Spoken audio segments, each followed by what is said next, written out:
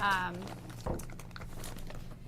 like to call to order the Thursday, December 19th, 2024 Zoning Board of Appeals meeting.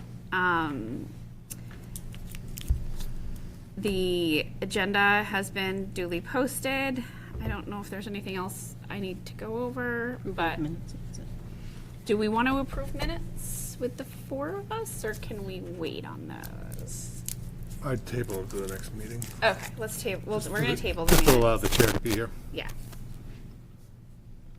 I'll move to table the approval of the October and November meeting minutes until January. I'll second that. Okay, all in favor? Yep. Aye. Yes.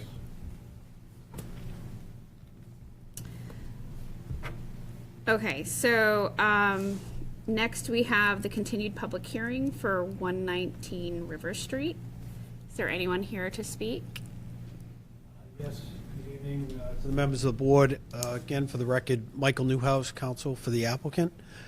As the board will remember, we've continued the public hearing.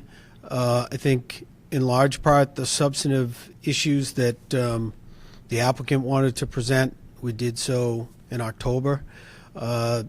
A direct abutter also appeared at that hearing and expressed some concerns about the applicant's rights to an easement over that abutter's property. Since that time, we've done the best we can to propose a more detailed easement agreement that we think substantively addressed all of the issues that we could glean from that party.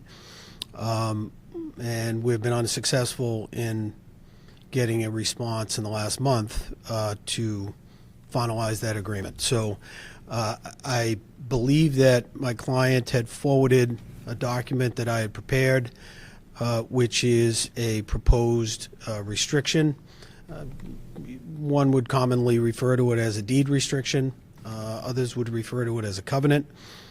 We believe that in accordance with a very specific statute, that notwithstanding an inability to close the loop with the abutter, it at least, even without his participation, addresses the primary concern that we understood him to have. And we believe that that's an enforceable restriction once recorded. And we're certainly amenable to a special permit condition that would require my client to sign that, record it, and present it with an application for a building permit should the special permit be allowed. So happy to speak to any of those issues, either in substance or the mechanics of that restriction, but we're hopeful that the board can see that we've done what we can to address those concerns.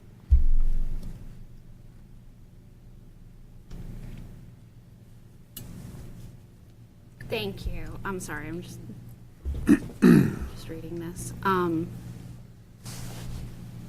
Members of the board? Greg?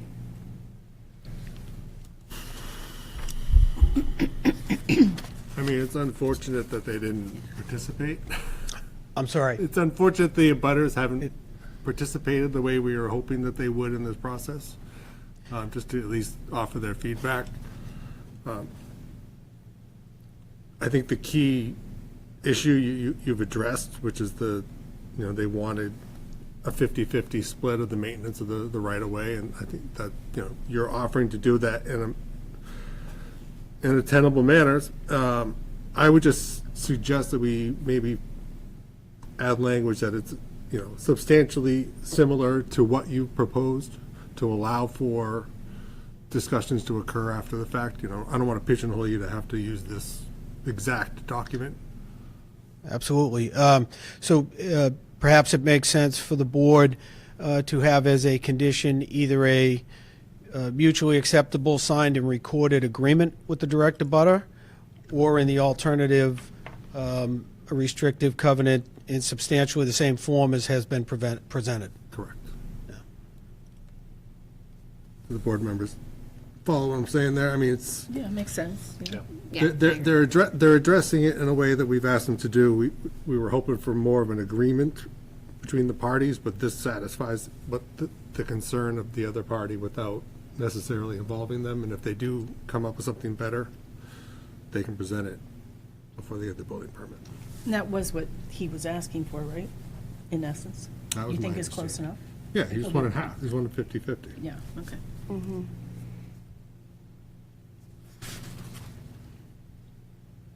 wait, he wanted 50/50? Yeah, half right away. Right, so he only technically owns a third, correct? Right, so just, I know it's been a while, so just by way of reminder, originally, the property owner had, his predecessor had conveyed easement rights to two property owners that abut him. And in the conveyance of those rights, there was a condition that each property owner would pay a third. Several years back, the two other property owners made a deal and essentially released the easement rights and thereby released the other property owner's obligation to pay a third. The record title to the property that's owned by my clients, you do a title exam, you're not aware of that. So it really, when the property owner essentially forgave the other property owner's obligation to pay a third, that didn't obligate the other party to pay more.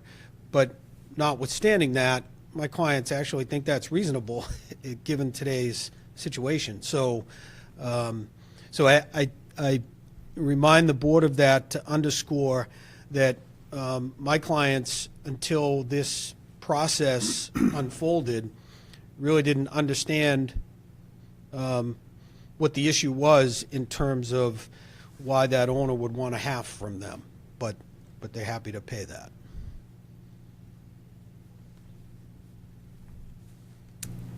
Thank you. Anyone else? Nope. Completely understand, yep. Okay. And, No, makes a lot of sense to me. yeah. Madam Chair, if the chair would so be inclined, I would be willing to make a motion. I will accept a motion. I will move that the board accept the following finding, specifically that the proposed reconstruction of the nonconforming dwelling on the nonconforming lot increases the nonconformity to the lot area. Is that lot coverage area? Because it's not changing the lot area, right? You're changing the coverage? Well, actually, the building coverage doesn't change, but it's my understanding that the building inspector in the town of Middleton takes the position that increasing the volume of the building is tantamount to increasing the nonconformity of area. So, Increases the nonconformity to the lot area only based on the volume of the proposed dwelling. Gotcha. Okay. And subject to the special condition that the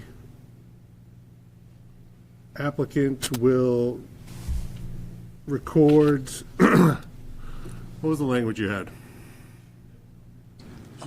I'm sorry, sir. What was the language you were proposing? I didn't write it down. Subject Sorry.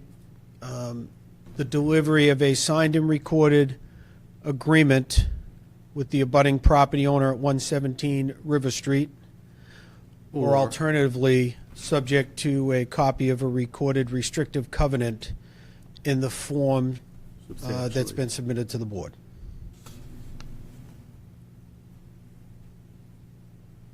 So moved. Do we have a second? Second. All in favor? Aye. Oh, sorry, and So what else? we left Yeah. out the key part. Scratch And that. said increase will not be detrimental to the surrounding neighborhood, and further that reference to the recorded document shall be referenced in all deeds to the subject property. All set? Period. Okay. Do we have a second? Second. Okay. All in favor? Aye. Aye. Aye. Hearing no further discussion, I will move to grant the special permit with the aforementioned special condition. and subject to the ZBA's general conditions as well. Do we have a second? Second. Any further discussion, as Rich would say? Okay. All in favor? Aye. Aye. Aye. Thanks, guys. Thank you, guys. Thanks, everyone. Thank you, folks.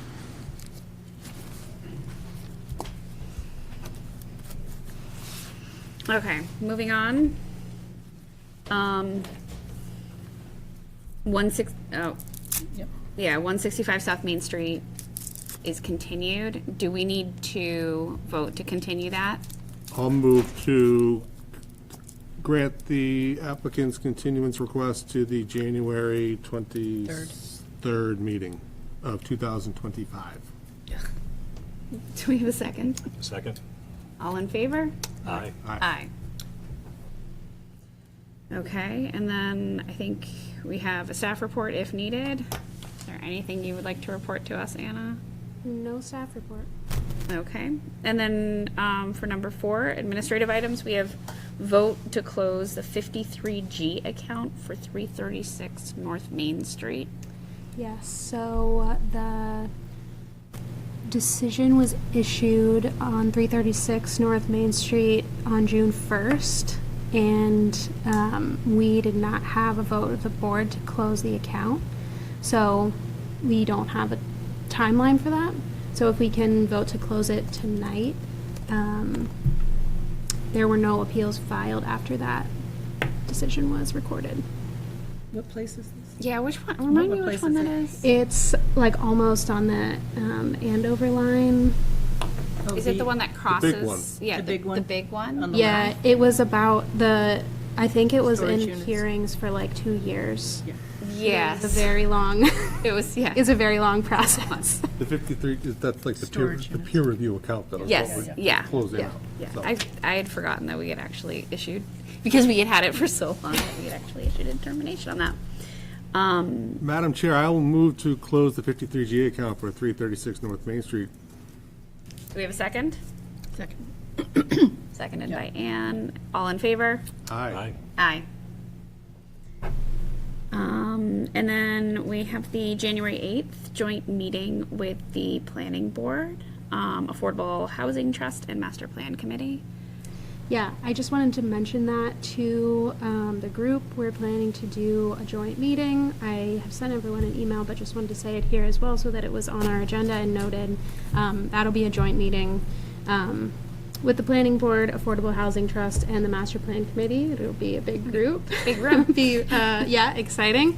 But the goal of the meeting is to talk about some basically administrative housekeeping zoning updates that we have down the road over the next year, and to talk about a process and timeline for potential policy changes.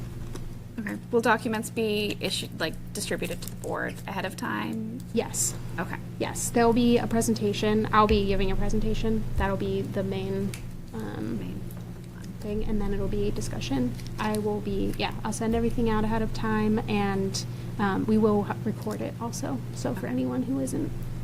I won't be in attendance, so, no, don't kill yourself trying to get stuff out, but it would be interesting to at least read through it.